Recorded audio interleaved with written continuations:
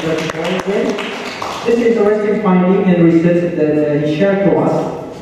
If we increase about 10% of the gasoline price, it can reduce about 5% of the emission, which means good for our environment, and also can reduce 4% for the road deaths. So that's why maybe Jokowi in November, he read your journal. That's why he increased the gasoline, increased the price. And maybe he can save 4,500 people from the road deaths. And let's hear what Dr. Brown thinks about it. Is it a good moment for Jokowi to increase the gasoline price and to decrease the subsidy for the bill? And ladies and gentlemen, please welcome Dr. Brown. Okay, ladies and gentlemen, I don't want to spend too much time on presenting my paper because my paper is very short. Before starting this discussion, I and Mr. Paul have been discussing already the subject group. And there's some idea, and I think my point and this point is quite different in certain areas, right? Yeah. Perhaps we will find out the difference. The basic idea is in one way, Mr. Paul said subsidy is bad. But in my point of view, subsidy in certain way is still a good thing. That's the point that I think we need to discuss at the end of my presentation. Before starting my paper, I would like to say two small points because Mr. Paul asked me to give comment on this paper before we start the discussion. I would like to have 2 points. The first is about the term of subsidy. What I define subsidy in my paper is basically the actual cash spent by the government in order to reduce the price of gasoline. Let's say if the market price is 8,000, by subsidizing the price, the government, the society only pay, let's say, 6,000 if the subsidy is 2,000 rupiah per liter. That's what I mean by subsidy. Why we need to define that? Because in terms of, let's say, Venezuela and Iran, perhaps the government don't spend money, cash money, because they produce by themselves for the gasoline. In that sense, if you say that the subsidy provided by Venezuela and Iran government, it means that they bear the let's say opportunity cost. Because if they sell the gasoline to the world, they will get, let's say, $1 per liter. While selling the gasoline to the society, they just get 2 cents per liter. It means they lost 98 cents per liter. That's, in that sense, if we call it subsidy, okay, it's subsidy. But in my term, it is not subsidy because subsidy what I mean is by it defined as the actual spend money from the budget, non-budget of the society. That's the first. The second is, if you look back to the graph with the y-axis as the number of deaths, people on the road, and the x-axis is the price of the gasoline. And the dot points of every country is very scattered from the graph. In other words, I think, I don't know if you have the data, the R square of the statistic is very, very low if you just regress the debt at the given variable and the price at the only given variable. The R square should be very, very low. Perhaps. Okay, yeah. If the R square is very low, it means that there must be other factors that affect the number of deaths of the people on the road. Like the question from one of the authors there. Yeah, the infrastructure, the quality of the traffic, and so on and so on, including the how many people drink alcohol. Even though I did doubt about that because the death of the Iraq people is much higher than Indonesia. And I believe Iraq people doesn't drink alcohol. Okay. Yeah, that's the point that I'd like to address from the question. Now I would like to give a very brief presentation on my paper. Basically, I just finished my paper this morning at 4 o'clock because I didn't know exactly what I have to deliver on this morning. And my presentation is based on two of my thoughts published in newspaper. One in this one is in in Jawa Post. The other one is in Jawa Post. They were published on November, a few days before the government changed the policy on the subsidy for the gasoline. So I make a joke with the editor of the newspaper. I say that the Minister of Finance must have been reading my paper before deciding the subsidy policy. After that, I think that price. It's not important for me to decide because it's passed already. But let's see what the point that perhaps we can discuss in this argument. The first one is that this presentation is based on an article that currently issued in our society on the subsidy, whether we need to keep the subsidy at a certain level or we can issue the subsidy. The second is about concern. Our government have big concern on the national budget in which they need a lot of money for the development, because you know that a lot of APBN, the national budget, also not spent for the current expenditure, like for the official salary and so on. While for the development expenditure is very, very low in the proposal percentage. That's why government try put a lot of effort to increase the amount of money to be allocated for the development expenditure. The second point is that subsidy of fuel is still unaffordable in my opinion, especially for the low-income society. Because if we increase if you let the price of the gasoline follow the market price, I think everybody will cry out.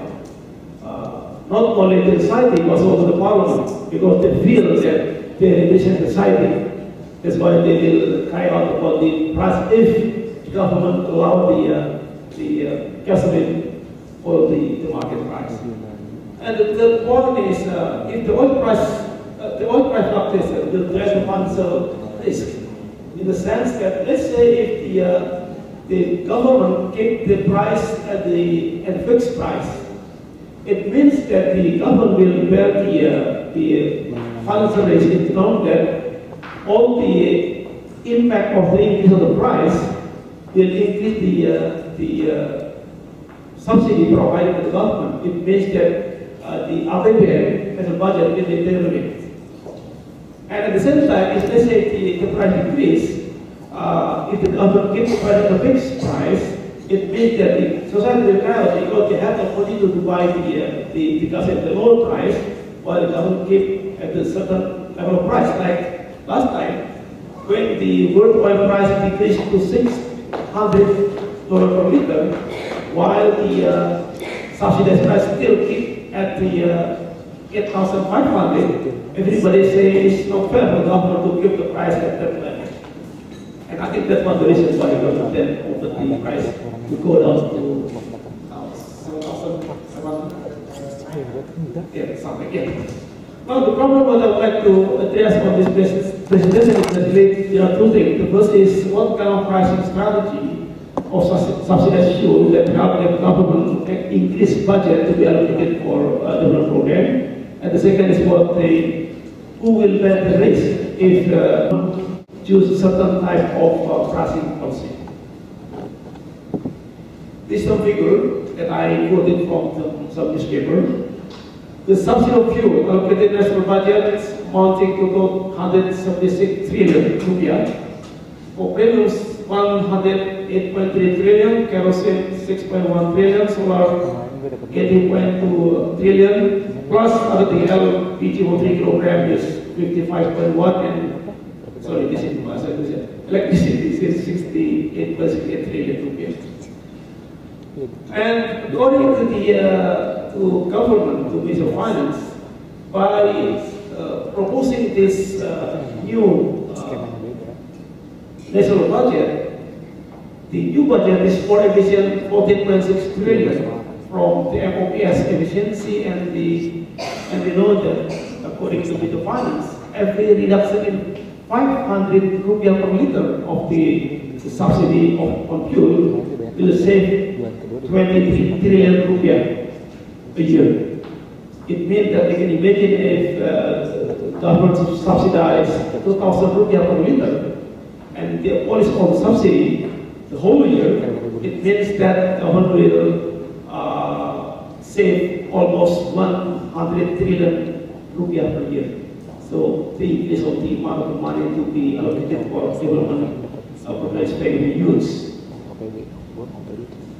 This is the budget and expenditure, just a glance view of the revenue and expenditure.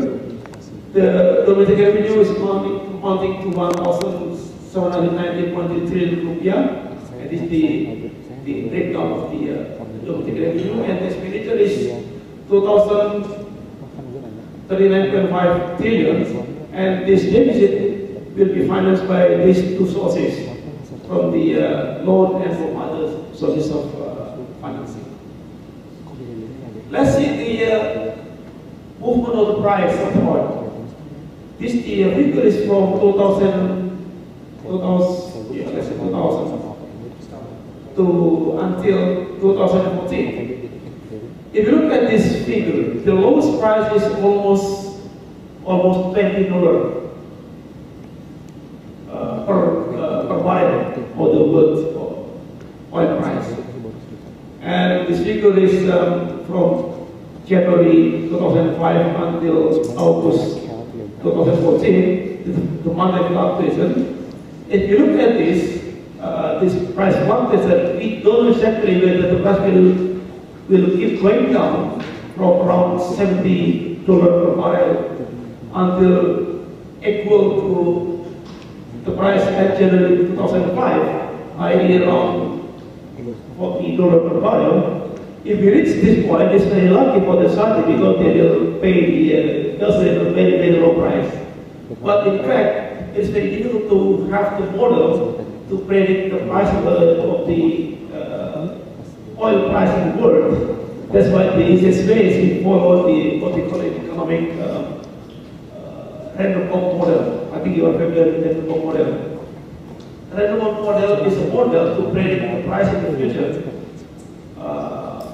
Economists say that according to random walk model, tomorrow price is equal to the current price.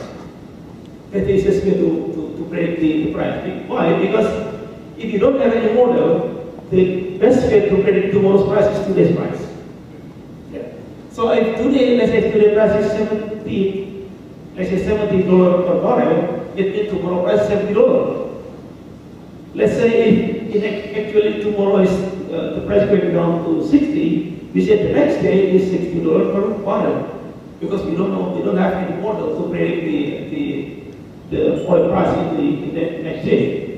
In that sense, it's possible that the oil price will go down to, let's say, $40 per barrel, or perhaps will reverse up again to, let's say, equal to the price in 2007, around 130 something dollar per barrel. If you look at the price, if you count the price for every year, this is the trend price. In 2005 until 2009, on average, price is lower than the price of the oil from 2010 to 2014. But if you look at the 2008, the price is decreasing on, let's say, on June. From June, July, August until December, the price is very, very low. And if you look at the price movement on 2014, nowadays on August is very low, and then it still go down, and we don't know until December what is the price of the oil. Once again, perhaps the oil will go down until reaching the price of oil at the 2008. Okay. By looking at the price movement, and we know that the price movement will result, or as a consequence, have the price raise. What is the the alternative of price and subsidy. I think I would like to suggest a kind of price and subsidy in terms of in relation to the price movement.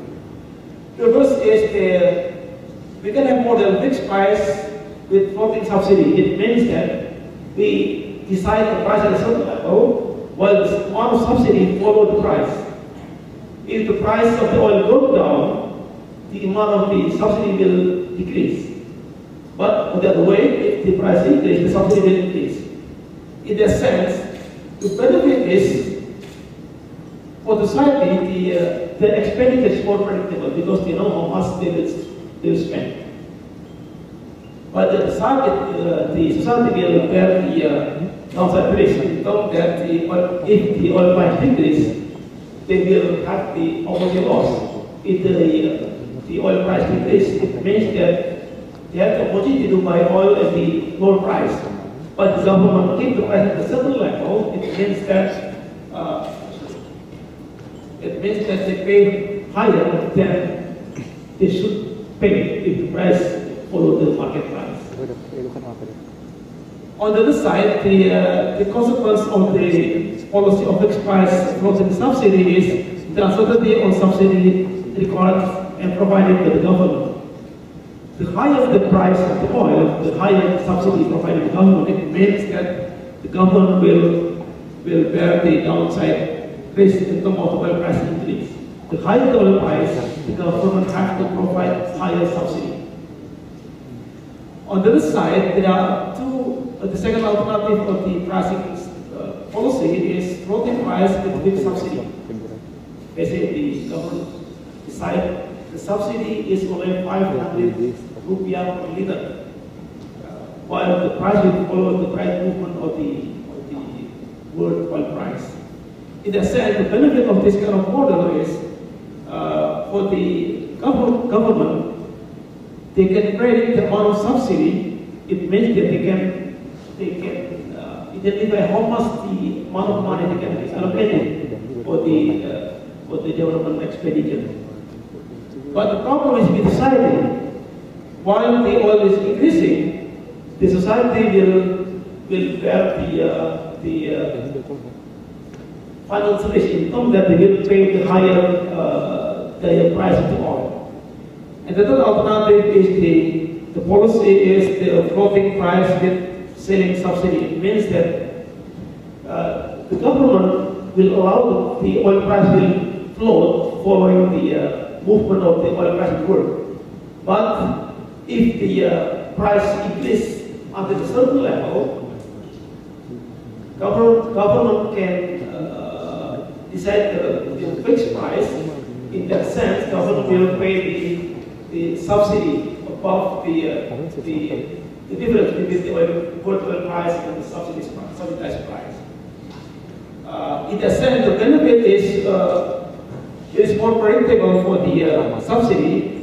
It means the government will be able to allocate certain amount of the money to be allocated for the development. But on the other side, the society will bear the downside risk in the sense that if the oil price increases, the society will pay higher price at a certain level.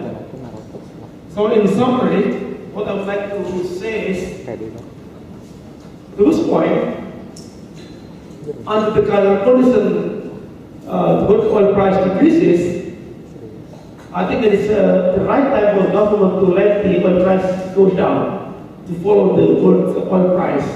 Because in this situation, both parties, either government and society, will get benefit. For the government can reduce the subsidy, but the society can pay the oil price less and less if the oil price increases.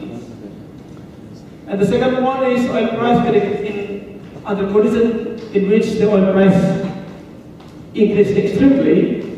It is possible for the government and society to share the risk by deciding the fixed price at a certain level. Let's say if the world oil price increases to $110 or whatever, for example, the government can have the policy on the fixed price of the of the gasoline, let's say the price is at the 9,000 rupiah per liter. Above if the oil price increase more than $110 per barrel, government have to spend more subsidy on that. And the last one is there is still a question remain for us. Let's say if we apply the third alternative, floating price with selling subsidy and keep the price at a certain level with the maximum price. The point is, what is the maximum capacity of subsidy available by the government? Suppose that the price of the oil increased to 110, 120, 130, or 150. It means that government have to provide large subsidy to the society. The question is, how much government are able to provide the subsidy, because they have to reallocate some fund for the development expenditure to be spent for the subsidy. And the second point is, if let's say government decides the highest price of the subsidized oil price is let's say 10,000 rupiah per liter, the question is this price based on the capacity to pay the society, or it is based on the capacity of the government to provide the subsidy? This will remain the question, because we need to have the survey with the society, how much the society will be able to pay, especially with the low-income society, if the price of the oil increases. I think this is my kind of the presentation. Hopefully we can have some discussion with all about some point, whether it's still with subsidy or not subsidy, or if let's say we still with subsidy, how much we have to spend on subsidy. Thank you. Thank you, Bro. But before we are continuing to Q&A session, I would like to ask you one question, Dr. Bro. So where are we now? With this condition, on November, we increased the gasoline price. In January, gasoline decreased again the price of gasoline. Which scenario that you think Indonesia governments apply right now? Well, as far as I understand, because the oil price is decreasing now, it is good for government. It is the right time for government to reduce the subsidy, and if it is possible, abolish the subsidies at the right time. But the problem is, let's say, the next few months, the oil price increased to, let's say, 120. If government keep the policy by abolishing all subsidies, the question is how much the price will be paid to society. And the second is the society going to cry out because the price will increase again back to the original condition. In a sense, I think government have to think again about the subsidy policy, because if the government allows the oil price follow the Burke price, it will be a problem. So the government should rethink again to increase the price again. Okay, ladies and gentlemen, it's time for us to question and answer session. It is interesting for us, Dr. Paul's presentation, and based on his research, he said that 10% of the increase of the gasoline price will reduce 4% of the road tax. It means he agreed that the less subsidy on the gasoline will better to the society. But Dr. Brown says the subsidy for the gasoline depends on the three scenarios.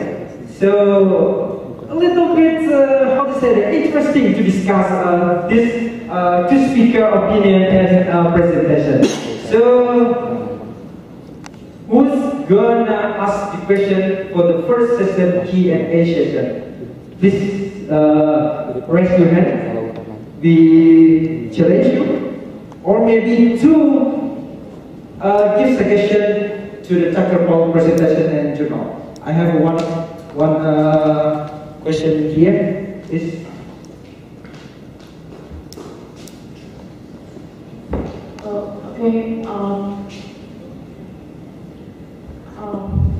for the opportunity. My name is Vivi. I was a student here at the FKP School of Management. So, as I listened to both of your presentations, I was thinking that as the gasoline price rise up, there will be other effect to another industry, such as for automotive industry, because as price goes up, that industry, automotive industry, will find alternatives to produce more efficient cars, more cheaper cars, something like that. But without other policy, there will be the same condition, because cheaper car tends to have lower quality. That means that if the government don't put more strict control for teenagers, driver, or something like that, there will be the same. There will be maybe more road deaths, something like that. But on the other hand, it will induce the scientists from all over the world to find solutions for energy alternatives and more efficient car and factory plants, something like that. Because gasoline prices is not only used for cars, but also for factory plants. So it's just my opinion, and I would like to hear your thoughts about that. Thank you. Please, Dr. Paul.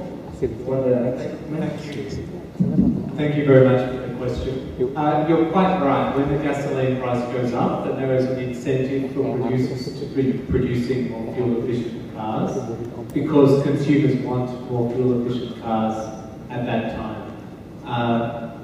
But remember, my study is looking at the total effect. So we don't find that a move to cheaper cars then leads to some surprising effect on road deaths.